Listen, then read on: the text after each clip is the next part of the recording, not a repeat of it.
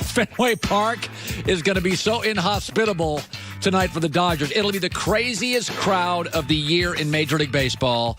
The West Coast Dodgers down 0-1, facing David Price. By the way, Manny Machado has done very well, has owned David Price through the years. But the righties for the Red Sox now are hot, and I think Dodgers throwing a lefty tonight. Good luck. I want to say this, though. I've said this before. Baseball managers in 2018 with analytics don't do much. That's why the Yankees, Red Sox managers combined don't make as much as the Boise State football coach. And I'm not joking. The Boise State football coach, coaching 12 games a year in that conference, makes more than Alex Cora and Aaron Boone combined. That's all you need to know about baseball managers. They're not going to pay them any money. They don't do that much.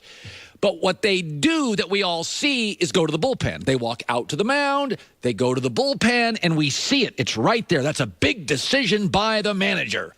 Ooh, he made the call to pull out. So last night, it's not that I'm anti-analytics, but some stuff works on a volume level, on a scale level, but it doesn't necessarily work in October. And Dave Roberts in the 7th inning takes out Pedro Baez, who has been on fire, was terrible early, been on fire for a month. He just blew the ball past two guys. Okay? And Dave Roberts is in his binder. Well, I want to get the lefty-lefty matchup. Dave Roberts goes tactical over practical. And he brings in Alex Wood. Well, I like the matchup, and the numbers say... Dude, Pedro Baez blowing the ball past people, a man who's pitching the best of his career. He's been on fire for a month, and he's got a hitter. It's not one of the Red Sox best hitters coming up, and you pull him because, the binder. I got to look down at the binder, and Joe Buck with a call. And Nunez, a good bad ball hitter off of left-handers. That is hammered into left. It is gone. Pinch hit 3-run home run. Nunez. And the Red Sox open up game one. And John Smoltz, this is driving him crazy. A-Rod, this is driving him crazy. A-Rod talked about this again last night. Alex Rodriguez. I'm flabbergasted by that move. And look, we always talk about a point guard. In order to be good, you have to see the floor. A manager has to do the same thing. What metric are they previewed that you take out Baez, who's dominating, faces two hitters, strikes them both out? It doesn't make any sense to you. Scripted baseball does not work in October. It could work during the season. Scripted baseball does not work in October. Yeah, there's a big difference between 162 games and the pressure of an October game in Fenway Park. Don't overthink the room in situations. You got a man who's blown it by people, who's never had more confidence. He's had a great month. You keep him in and let him just... Listen, man, you see this in sports all the time, where a great player in baseball, A-Rod, gets into a funk and loses his confidence. We've seen LeBron James multiple times lose... You saw Joey in Miami lose confidence in his jumper. When you get pro athletes... and they feel great about themselves, and they got the chest puffed out, and they're doing it, just let them go. Man, it's hard enough to be a visiting team from a warm weather situation to play in that stadium this time of the year, and you got a guy that feels great about himself, and you're going to a binder. And by the way, last year in Game 7 of the World Series, Charlie Morton's a pitcher for the Astros, a starter, and they put him in the bullpen. He goes the last 4 innings of the game. Well, where are the analytics on that? There are no analytics that say, use Charlie Morton, a starter. No, they brought in a man, Justin Verlander, a world-class Hall of Fame starter, come out of the bullpen. You go with manalytics in these big spots. I trust Charlie Morton. I trust Justin Verlander. This idea that you can use all these analytics, pocket protector stuff, it works for a lot of games. But when you get to the Western Conference Finals... and it's Kevin Durant, and you got, LeBron against him. Throw that crap out. These are the two alphas in the league. Let them roll. Who's hot? And I think Dave Roberts last night, I think he did himself a huge disservice. I think the Dodgers front office, And that's the kind of stuff in baseball now. We don't see managers do much. The pitching change, we see them do it, and when it doesn't go well, it just sticks out. It's just a flashing red light. Not a good look. And Smoltz and A-Rod both called this puppy. Joy with the news. No. Turn on the news. This is the Herd Line News. So, Pat Shurmur said yesterday that the Giants quarterback after the trade deadline. I don't know why that's shocking, but naturally this led to Eli. That's called tanking in the NFL. Because in the NFL, you have to play hard every week or you get hurt. The way to tank is what the Raiders are doing. Khalil Mack, have him. Amari Cooper. And then you lose a bunch of games, get a top pick, and you go get a new quarterback. The Giants, essentially, by trading Snacks Harrison, is really good. And by moving Eli Apple, what you're saying is we're giving up on this season, and we want to have a top. We want to have a top 3 draft pick and get a quarterback. Also, Manning has a no trade clause in his contract, so yeah, it's really up to him.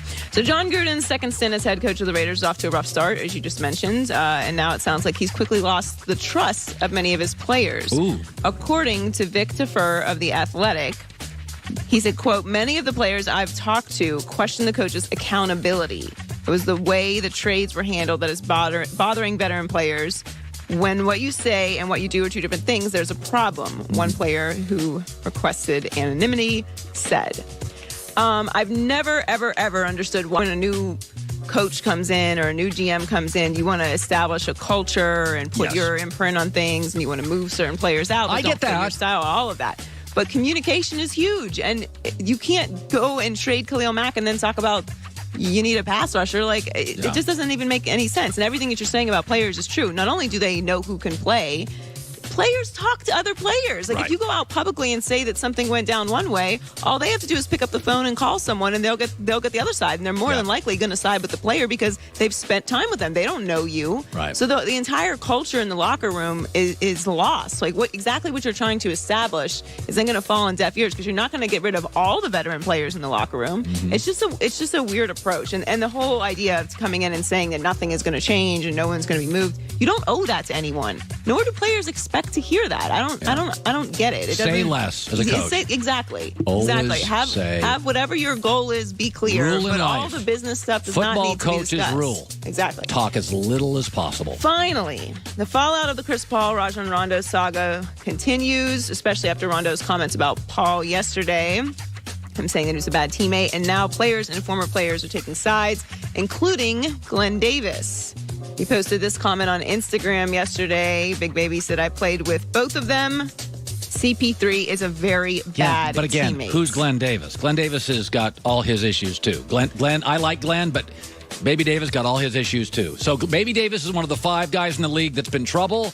Rondo's been one of the 5 guys. You know, you always say this. Who supports winners? Who supports losers? Rondo is getting now supported by another guy that didn't like Doc Rivers. Doc Rivers didn't like Rondo. Doc Rivers didn't like... Fair. There you go. That's very public. I don't know how I feel about the bad teammate thing. I think you can probably, for most people, find someone to say something negative about anyone. Like, very rarely are you going to find someone that everyone loves, because everyone doesn't love everybody. So the teammate thing, I don't really care about so much because it's more about results. You know, some people may say that Michael Jordan wasn't the best teammate at times. Exactly. Okay, but he got results. So that stuff I don't care about as much. I think that there's a lot more to this Rondo-Chris Paul beef than just what happened on Friday night. I think it runs a whole lot deeper than that. And I don't think it's over, actually, because they're going to play more and they may meet in the playoffs. And this has just created what turned out to be kind of a good thing for the NBA. Is a little bit of a rivalry now. Yeah. So fights are never terrible for the league. People think they are. No. But intensity and passion, early NBA, it's not bad for the league. No. Joy with the news. Well, that's the news. And thanks for stopping by. The Herd Line News. I said yesterday, the Dallas Cowboys traded a first-round pick to get Amari Cooper. And I said, I would have preferred a third-round pick or a second-round pick. But don't freak out over a first-round pick. I'll give you a stat that I don't know how many people know this, but when Seattle had that 3 to 4 year dynasty thing going, when Seattle was loaded from 2013 to 2016, and they had the best roster in the NFL. Do you know in 2013 the Seahawks didn't have a first-round pick? And in 2014, they didn't have a first-round pick. And in 2015, they didn't have a first-round pick, and they had the best roster. You can live without first-round picks. I should tell you last year, the L.A. Rams did not have a first-round pick. And the L.A. Rams didn't have a second-round pick last year. And the New England Patriots drafted 9 players this year. 6 haven't played, and 1's hurt. And by the way, New England in 2016 and 2017, Joy, didn't have a first. Okay, so he averages like $14.5 million for the next 2 years, and he gives you like 30 catches a year and 2 touchdowns. And so in 2 years, you get like 60, 70 catches and a few touchdowns, a couple. Okay, well, it's 2018. Couldn't the Dallas Cowboys use that from a wide receiver? Are you going to tell me worst case scenario, he gives you in 2 years, let's just worst case it, 60 catches. That's like 2 catches a game. He's going to get more than that because they're going to try to get the ball to him. But he gets 2 catches a game. And it was a 60 catch. And by the way, he gets in the end zone like 3 times, which is he's going to get in the end zone more than that. Okay, so they could still use that production. And by the way, then after next year, you let him walk, and it frees up money. And by the way, you gave up 1 pick, which, by the way, the pick you were going to use for a wide receiver anyway. Have you looked at the last 4 years' first-round wide receiver picks? I mean, they're almost all busts. So let's say it's worse. You know, in business, when you invest in something, you know, when I bet a football game, worst case scenario, I lose my money. I don't bet a football game if I need that $75. So when you bet, anytime you bet on sports, just say, I'm going to lose. And if the worst case scenario is I can't pay my cable bill, then don't bet. Okay, just always think about worst case scenario. If you buy a business, if you give up a draft pick, if you acquire somebody at your law firm, worst case scenario. Can you handle worst case scenario? Because, you know, best case scenario is easy. Amari Cooper gets 70 catches a year. That's easy. But let's say it doesn't work, and you pay him $14 million a year, and on average next 2 years, and you get 30 catches and 1 touchdown. All right, well, you could still use that production. I mean, Dallas needs more than anything a wide receiver. They got their linebackers. They got their defensive line. They got their offensive line. They got their star running back, and they have for the next year and a half their quarterback. And so they got that. But they could use a safety. They could use a safety. But it is an NFL offensive league now, right? What they really need is a wide receiver. Worst case scenario, he's not worth a first-round pick. All right. And you let him walk and you free up money. He did give you some production. I mean, unless he breaks a leg, the worst case scenario, that didn't unravel their dynasty. What unraveled their dynasty was Richard Sherman got hurt. They went a little political. They started yapping in the locker room. The offensive line kind of deteriorated. It wasn't about the first-round picks. By the way, Pete Carroll whiffed on a couple of first-round picks. He was always good with 4th, 5th, and 6th-round guys. He was good with 3rd-round guys, Russell Wilson. Pete Carroll's never been like nailing first-round pick guy. Even his running back pick this year, first round, everybody's like, he kind of overdrafted that guy. So when I think of a business, I think of worst case scenario. And worst case scenario for Amari Cooper, he's completely mediocre. Well, you could still use the production and let him go in a year and a half and you free up money. I don't think that if that's the worst case scenario, that's a good worst case scenario. Rob Parker's around the corner. He's got some thoughts on the World Series. He's a Hall of Fame voter in Major League Baseball. Rob Parker, more than the NBA, more than the NFL, loves baseball. He's got some thoughts on that. He's got some thoughts on Chris Paul and Rondo. We got people, Big Baby Davis is siding up now with Rondo. I think that's more of an indictment than it is good news for Rondo. All that coming up, plus the winner in this Rondo-Chris Paul fight. It's not LeBron, but there's a winner here. That's coming up. Guys, fall is here. You watched that baseball game last night? That's fall. They may play in the regular season in the summer. The Red Sox-Dodgers tonight will look like fall. All right, time to switch out your wardrobe. Don't neglect your underwear.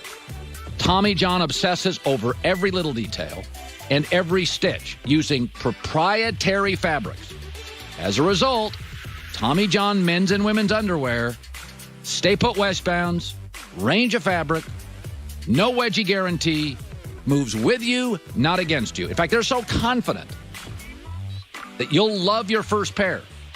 You'll get a full refund if you don't. It's called their best pair, you'll ever wear or its free guarantee. What do you got to lose? Life-changing women's underwear, too, now fully back in stock.